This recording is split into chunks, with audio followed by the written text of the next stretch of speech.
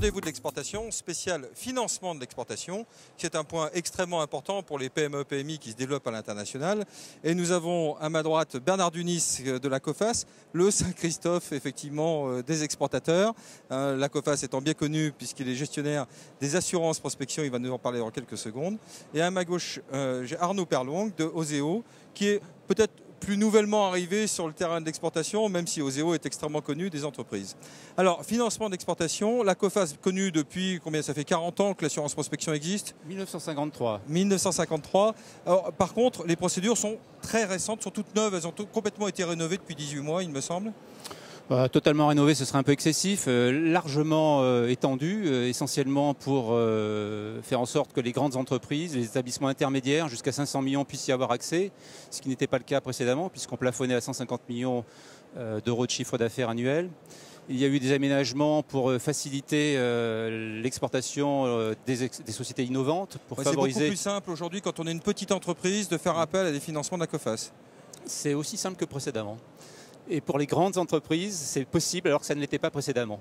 Alors, aujourd'hui, ça consiste en quoi? Je suis une entreprise, je suis une PME-PMI, je viens voir la COFAS. Qu'est-ce que vous pouvez me proposer? La COFAS ne propose qu'en fonction de ce que demande l'entreprise. L'entreprise doit avoir un plan très clair pour aborder l'exportation, avoir organisé et structuré ses efforts sur l'exportation, ce qui suppose qu'elle ait déjà utilisé le système d'aide et le réseau qui vient en amont de la COFAS. Donc une entreprise qui vient directement à la COFAS doit avoir mûri au travers de différentes aides du Bifrance, des chambres de commerce, de la région.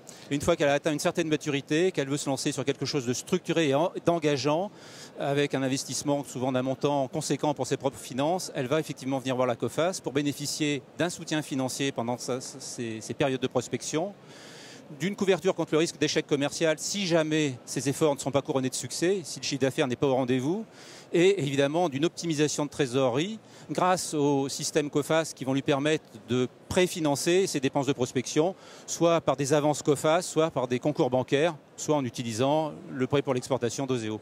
Alors, prêt pour l'exportation d'Oseo. Oseo, plutôt nouvelle arrivée sur le terrain de l'exportation, mais avec un lien fort exportation et innovation. On sait que les entreprises exportatrices sont plutôt innovantes. Qu'est-ce que vous pouvez faire aujourd'hui pour une entreprise qui exporte et qui aurait un degré d'innovation certain?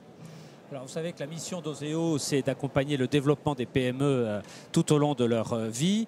Et on sait qu'il y a deux composantes dans le développement que la crise économique actuelle n'a pas remis en cause. C'est d'abord, bien évidemment, l'innovation qui est un facteur important pour trouver de nouveaux débouchés. Et le deuxième, c'est l'ouverture des marchés et c'est l'exportation. Donc effectivement, deux priorités dans Oseo, c'est l'innovation et l'exportation avec une offre complète pour faciliter les financements parce que nous aidons les PME pour obtenir des financements. Dans ce cadre-là, nous avons une offre qui existait depuis longtemps mais que nous avons complétée et qui va permettre de la première démarche à l'exportation, même au stade de la recherche et développement, de pouvoir mettre cette recherche et développement dans un niveau international et notamment l'intégrer au niveau européen et ensuite de pouvoir accompagner les différentes phases de financement, du lancement du produit jusqu'au développement du marché à travers toute une offre qui en trois grands composants. D'abord le financement direct avec une facilité pour partager les financements avec les banques, la garantie du financement bancaire et puis des cautions de marché que nous pouvons aussi accorder.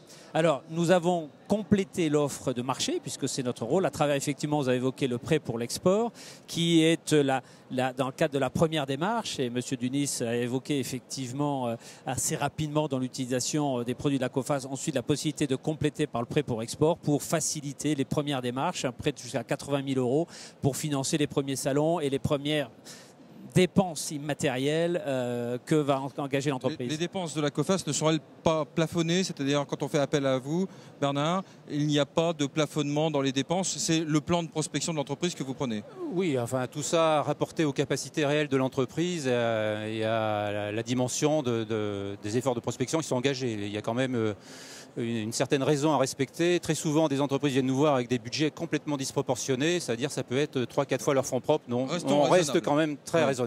Restons raisonnables. Il n'y a jamais eu autant d'aides pour exporter en France. Vous avez d'un côté Oseo qui fait des prêts pour l'export et qui soutient l'innovation, de l'autre côté la COFAS, mais aussi de nombreux acteurs comme les régions. Renseignez-vous, c'est le moment d'exporter.